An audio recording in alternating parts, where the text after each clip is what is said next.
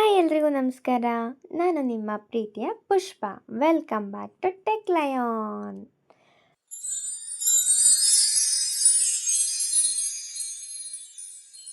Previous ವಿಡಿಯೋನಲ್ಲಿ ನಾವು Java introduction ಬಗ್ಗೆ ನೋಡಿದ್ವಿ. ಇವತ್ತಿನ ವಿಡಿಯೋನಲ್ಲಿ ನಾವು ಜಾವಾದ 2 ಕಾನ್ಸೆಪ್ಟ್, ತುಂಬ ಇಂಪಾರ್ಟೆಂಟ್ ಕಾನ್ಸೆಪ್ಟ್, ವೇರಿಯೇಬಲ್ಸ್ ಮತ್ತು ಡೇಟಾ ಟೈಪ್ಸ್ ಬಗ್ಗೆ ಕಂಪ್ಲೀಟಾಗಿ ಕಲ್ತ್ಕೊಳ್ಳೋಣ. ಈ ಕಾನ್ಸೆಪ್ಟ್ಗೆ ಗೊತ್ತಿದ್ದರೆ ಜಾವಾ ಕೋಡಿಂಗ್ ಸ್ಟಾರ್ಟ್ ಮಾಡೋದು ತುಂಬ ಈಸಿ ಆಗುತ್ತೆ. ನಾವು ವೇರಿಯೇಬಲ್ಲು ಡೇಟಾ ಟೈಪು ತಿಳ್ಕೊಳ್ಳೋದಕ್ಕೂ ಮುಂಚೆ ಫ್ರೆಂಡ್ಸ್ ಫಸ್ಟು ಡೇಟಾ ಅಂದರೆ ಏನು ಅಂತ ಅರ್ಥ ಮಾಡ್ಕೊಳ್ಳೋಣ, ಸರಿನಾ? ಸಿಂಪಲ್ ಡೆಫಿನೇಷನಲ್ಲಿ ಹೇಳ್ಬೇಕು ಅಂದರೆ data is a collection of information. ಅಂದರೆ ಡೇಟಾ ಅಂದರೆ ಏನೋ ಇನ್ಫಾರ್ಮೇಷನ್, ಸರಿನಾ? ಅದು ವಾಟ್ ಎವರ್ ಇಟ್ ಈಸ್, ಏನೋ ಒಂದಿದೆ, ಒಂದು ಇನ್ಫಾರ್ಮೇಷನ್ ಇರುತ್ತೆ. ಸೊ ಅದನ್ನ ಡೇಟಾ ಅಂತ ಕರಿತೀವಿ. ಫಾರ್ ಎಕ್ಸಾಂಪಲ್ ನಮ್ಮ ಡೈಲಿ ಲೈಫಲ್ಲಿ ತುಂಬ ಇನ್ಫಾರ್ಮೇಷನ್ ಇರುತ್ತೆ. ಎಕ್ಸಾಂಪಲ್ ನೋಡೋದಾದರೆ name, age, salary, height, grade, mobile number, ಇವೆಲ್ಲ ಇನ್ಫಾರ್ಮೇಷನ್ನೇ ಅಲ್ವಾ? ಇವೆಲ್ಲನೂ ಡೇಟಾ ಅಂತಲೇ ನಾವು ಕರಿತೀವಿ. ಫಾರ್ ಎಕ್ಸಾಂಪಲ್ ಈಗ ಸೆಂಟರ್ನಲ್ಲಿರೋ ಲ್ಯಾಪ್ಟಾಪು ಕಂಪ್ಯೂಟರ್ ಅಂತ ರೆಪ್ರೆಸೆಂಟ್ ಮಾಡುತ್ತೆ, ಸರಿನಾ? ಲ್ಯಾಪ್ಟಾಪ್ ಸುತ್ತ ಇರೋದು name, age, salary, height, grade ಮತ್ತು ಮೊಬೈಲ್ ನಂಬರ್ ಏನಿದೆ, ಇವೆಲ್ಲ ಬೇರೆ ಬೇರೆ ಟೈಪ್ ಆಫ್ ಇನ್ಫಾರ್ಮೇಷನ್ನು. ಕಂಪ್ಯೂಟರ್ಗೆ ನಾವು ಯಾವುದೇ ಇನ್ಫಾರ್ಮೇಷನ್ ಕೊಟ್ಟರು ಅದನ್ನು ನಾವು ಡೇಟಾ ಅಂತಲೇ ಕರಿತೀವಿ. ಫಾರ್ ಎಕ್ಸಾಂಪಲು ನೇಮು, ನನ್ನ ನೇಮೇ ಕೊಡೋಣ ಪುಷ್ಪ ಅಂತ. ಏಜು 125, ಸ್ಯಾಲ್ರಿ 130K ಅಂತಲೇ ಕೊಡಿ. Height 5.2 feet, grade A, mobile number 9876543210. ಇದೆಲ್ಲ ಇದೆ. ಇವೆಲ್ಲ ಬೇರೆ ಬೇರೆ ಇನ್ಫಾರ್ಮೇಷನ್ ಆದರೂ ಜಾವಾ ಪರ್ಸ್ಪೆಕ್ಟಿವ್ನಲ್ಲಿ ಇವೆಲ್ಲನೂ ಡೇಟಾನೇ. ಪ್ರೋಗ್ರಾಮಿಂಗ್ ಲ್ಯಾಂಗ್ವೇಜ್ನಲ್ಲಿ ಪ್ರೋಗ್ರಾಮ್ ರನ್ ಮಾಡಬೇಕಾದ್ರೆ ಮೊದಲು ಡೇಟಾ ಬೇಕೇ ಬೇಕು. ಡೇಟಾ ಇಲ್ಲ ಅಂದರೆ ಪ್ರೋಗ್ರಾಮ್ ವರ್ಕೇ ಆಗಲ್ಲ, ಅದು ನಿಮಗೆ ಗೊತ್ತಿರೋದೇನೆ. ಈಸಿ ಡೆಫಿನೇಷನ್ನ ನಾನು ನೆನ್ಪಿಟ್ಕೋಬೇಕು ಅಂದರೆ data is equal to information. Data ಅಂದರೆ ಪರ್ಟಿಕ್ಯುಲರ್ ಏನೋ ಒಂದು ಇನ್ಫಾರ್ಮೇಷನ್ ಅಷ್ಟು ನೆನ್ಪಿಟ್ಕೊಂಬಿಡಿ. ಅಥವಾ whatever the information we give to the computer is called the data. Next ನಾವು ಡೇಟಾನ ಜಾವಾನಲ್ಲಿ ಹೇಗೆ ಸ್ಟೋರ್ ಮಾಡ್ತೀವಿ ಅಂದರೆ ವೇರಿಯೇಬಲ್ ಬಗ್ಗೆ ಕಲ್ತ್ಕೊಳ್ಳೋಣ. ಈ ಡೇಟಾನ ಜಾವಾನಲ್ಲಿ ಹೇಗೆ ಸ್ಟೋರ್ ಮಾಡ್ತೀವಿ ಅಂದರೆ ವೇರಿಯೇಬಲ್. ಸೊ ನಾವು ನೆಕ್ಸ್ಟ್ ವೇರಿಯೇಬಲ್ ಬಗ್ಗೆ ತಿಳ್ಕೊಳ್ಳೋಣ. ಸೊ ವೇರಿಯೇಬಲ್ ಬಗ್ಗೆ ತುಂಬ ತಿಳ್ಕೊಳೋದಕ್ಕೂ ಮುಂಚೆ ಫಸ್ಟು ವಾಟ್ ಈಸ್ ವೇರಿಯೇಬಲ್ ಅಂತ ತಿಳ್ಕೊಳ್ಳೋಣ, ಆಯಿತಾ? ಪ್ರೀವಿಯಸ್ ಆಗಿ ನಾವು ಡೇಟಾ ಅಂದರೆ ಇನ್ಫಾರ್ಮೇಷನ್ ಅಂತ ಕಲ್ತ್ಕೊಂಡಿದ್ವಿ. ಈ ಕ್ವಶನ್ ಬರುತ್ತೆ ನಿಮಗೆ, ಏನಂತ? ಆ ಡೇಟಾನ ಕಂಪ್ಯೂಟರಲ್ಲಿ ನಾವು ಎಲ್ಲಿ ಸ್ಟೋರ್ ಮಾಡ್ತೀವಿ, ಎಲ್ಲಿ ಸ್ಟೋರ್ ಮಾಡ್ಕೊಳ್ಳುತ್ತೆ ಅದು ಅಂತ ನಿಮಗೆಲ್ಲ ಕ್ವಶನ್ ಮಾರ್ಕ್ ಬಂದಿರ್ಬೋದು ಆಲ್ರೆಡಿ. ಅದಕ್ಕೆ ಆನ್ಸರೇ ವೇರಿಯೇಬಲ್, ಸರಿನಾ? ಸಿಂಪಲ್ ಡೆಫಿನೇಷನ್ ನೋಡೋಣ. A variable is a named memory location use to store the data. So ಸಿಂಪಲಾಗಿ ಹೇಳ್ಬೇಕಂದ್ರೆ ವೇರಿಯೇಬಲ್ ಅಂದರೆ ಡೇಟಾನ ಸ್ಟೋರ್ ಮಾಡುವ ಒಂದು ಮೆಮೊರಿ ಲೊಕೇಶನ್ ಅಥವಾ ಡೇಟಾನ ಇಟ್ಕೊಳ್ಳೋ ಒಂದು ಕಂಟೈನರ್, ಅದನ್ನು ವೇರಿಯೇಬಲ್ ಅಂತ ಕರಿತೀವಿ. ಈಗ ಎಕ್ಸಾಂಪಲ್ ನೋಡಿ, int age is equal to 25 ಅಂತ ತೊಗೊಂಡಿದ್ದೀವಿ, ಆಯಿತಾ? ಇಲ್ಲಿ 3 ಪಾರ್ಟ್ಸ್ ಇದೆ. ಫಸ್ಟು ಇಂಟ್, ಇದನ್ನು ಡೇಟಾ ಟೈಪ್ ಅಂತ ಕರಿತೀವಿ. ಯಾಕೆ ಅಂದರೆ ಈ ವೇರಿಯೇಬಲ್ ಯಾವ ಟೈಪ್ ಡೇಟಾ ಸ್ಟೋರ್ ಮಾಡುತ್ತೆ ಅಂತ ಜಾವಾಗ ಹೇಳುತ್ತೆ, ಸರಿನಾ? ಸೆಕೆಂಡು ಏಜು, ಇದನ್ನು ವೇರಿಯೇಬಲ್ ಅಂತ ಕರಿತೀವಿ. ವೇರಿಯೇಬಲ್ ಅಂದರೆ ಮೆಮೊರಿ ಕೊಡ್ತಾ ಇರೋ ಹೆಸರು. ನೆಕ್ಸ್ಟು ಥರ್ಡು 25, ಇದನ್ನು ವ್ಯಾಲ್ಯೂ ಅಂತ ಕರಿತೀವಿ. ಸ್ಟೋರ್ ಮಾಡಬೇಕಾಗಿರೋ ಒರಿಜಿನಲ್ ಡೇಟಾ ಇದು, ಸರಿನಾ? ಸೊ 25 ಅನ್ನೋದು ಒರಿಜಿನಲ್ ಡೇಟಾ, ಏಜ್ ಅನ್ನೋದು ಮೆಮೊರಿ ಲೊಕೇಶನ್ನು, ಸರಿನಾ? ನೆಕ್ಸ್ಟು ಇಂಟ್ ಅನ್ನೋದು ಒಂದು data type. Friends, variable definition ನೋಡಿದ್ವಿ. ಈಗ ಅದನ್ನು ರಿಯಲ್ ಲೈಫ್ ಎಕ್ಸಾಂಪಲ್ ಮೂಲಕ ಅರ್ಥ ಮಾಡ್ಕೊಳ್ಳೋಣ.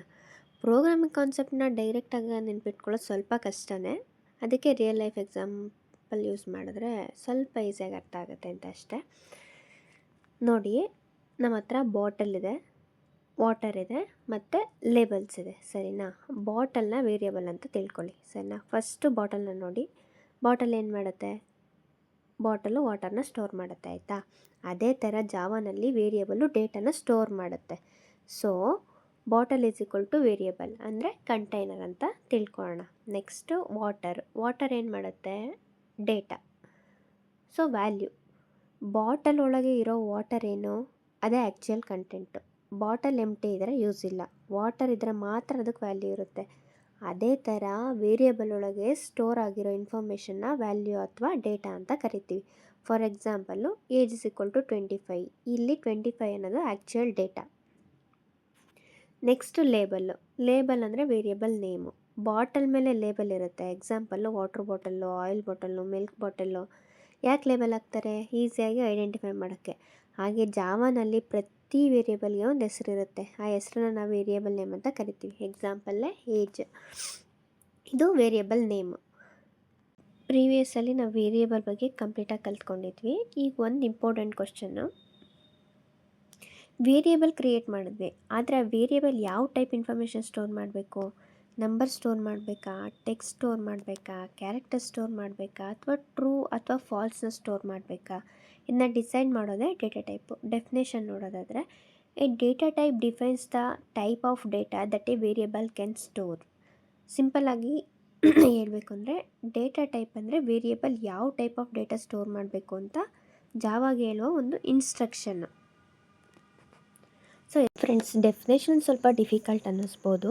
ಸಿಂಪಲ್ ಎಕ್ಸಾಂಪಲ್ ತಗೊಳ್ಳೋಣ. ಇಮ್ಯಾಜಿನ್ ಮಾಡ್ಕೊಳ್ಳಿ, ನಿಮ್ಮ ಮನೇಲಿ ಟೀ ಕಪ್ ಇದೆ, ಸೂಪ್ ಬೌಲ್ ಇದೆ, ಆಯಿಲ್ ಬಾಟಲ್ ಇದೆ. ಟೀನ ಬೌಲಲ್ಲಿ ಹಾಕ್ತೀರಾ? ಇಲ್ಲ. ಆಯಿಲ್ನ ಟೀ ಕಪ್ಪಲ್ಲಿ ಹಾಕ್ತೀರಾ? ನೋ, ಇಲ್ಲ ಅಲ್ವಾ? ಯಾಕಂದರೆ ಪ್ರತಿ ಕಂಟೈನರ್ಗೆ ಒಂದು ಪರ್ಪಸ್ ಇದೆ. ಅದೇ ಥರ ಜಾವಾನಲ್ಲಿ ಪ್ರತಿ ವೇರಿಯೇಬಲ್ಗೆ ಒಂದು ಪರ್ಪಸ್ ಇದೆ. ವೇರಿಯೇಬಲ್ ಒಳಗೆ ಯಾವ ಟೈಪ್ ಡೇಟಾ ಸ್ಟೋರ್ ಮಾಡಬೇಕು ಅಂತ ಡಿಸೈಡ್ ಮಾಡೋದೇ ಡೇಟಾ ಟೈಪು. ಎಕ್ಸಾಂಪಲ್ ನೋಡೋದಾದರೆ, ಫ್ರೆಂಡ್ಸ್, ಈಗ ಈ ಟೇಬಲ್ ನೋಡಿ, ನೇಮು ಪುಷ್ಪಲತಾ, ಇದು ಟೆಕ್ಸ್ಟ್, ಅದಕ್ಕೆ ಸ್ಟ್ರಿಂಗ್ ಅಂತ ಯೂಸ್ ಮಾಡ್ತೀವಿ. ಏಜು 23, ಇದು ಓಲ್ ನಂಬರ್, ಅದಕ್ಕೆ ಇಂಟ್ ಅಂತ ಯೂಸ್ ಮಾಡ್ತೀವಿ. ಹೈಟು 5.4, ಇದು ಒಂದು ಡೆಸಿಮಲ್ ವ್ಯಾಲ್ಯೂ, ಅದಕ್ಕೆ ಡಬಲ್ ಅಂತ ಯೂಸ್ ಮಾಡ್ತೀವಿ.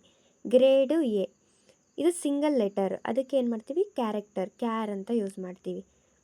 ಈ ಸ್ಟೂಡೆಂಟ್, ಅವ್ರ ಸ್ಟೂಡೆಂಟಾ ಅಂತ ಕೇಳೋಕ್ಕೆ ಟ್ರೂ ಆರ್ ಫಾಲ್ಸ್, ಸೊ ಅದಕ್ಕೆ ಟ್ರೂ ಅಥವಾ ಫಾಲ್ಸ್ನ ಯೂಸ್ ಮಾಡ್ತೀವಿ. ಅದಕ್ಕೆ ಬೂಲಿಯನ್ ಅಂತ ಕರಿತೀವಿ ನಾವು.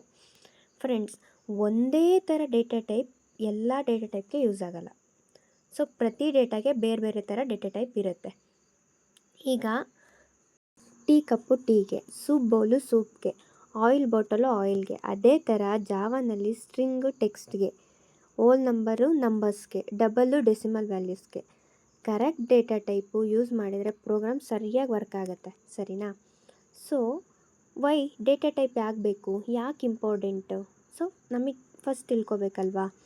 ಕರೆಕ್ಟ್ ಡೇಟಾನ ಸ್ಟೋರ್ ಮಾಡೋಕ್ಕೆ ನಮಗೆ ಡೇಟಾ ಟೈಪ್ ಬೇಕು, ಫಸ್ಟ್ ಥಿಂಗ್.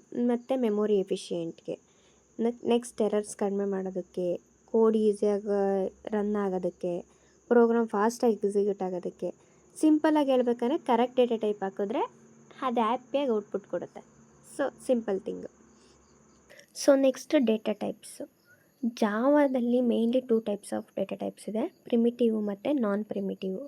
ಪ್ರಿಮಿಟಿವ್ ಅಂದರೆ ಜಾವಾ ಆಲ್ರೆಡಿ ರೆಡಿ ಮಾಡಿ ಕೊಟ್ಟಿರೋ ಬೇಸಿಕ್ ಟೈಪ್ಸು. ಯಾವುದಾದ್ರು ಅಂದರೆ byte, short, int, long, float, double, char ಮತ್ತು ಬೂಲಿಯನ್ನು.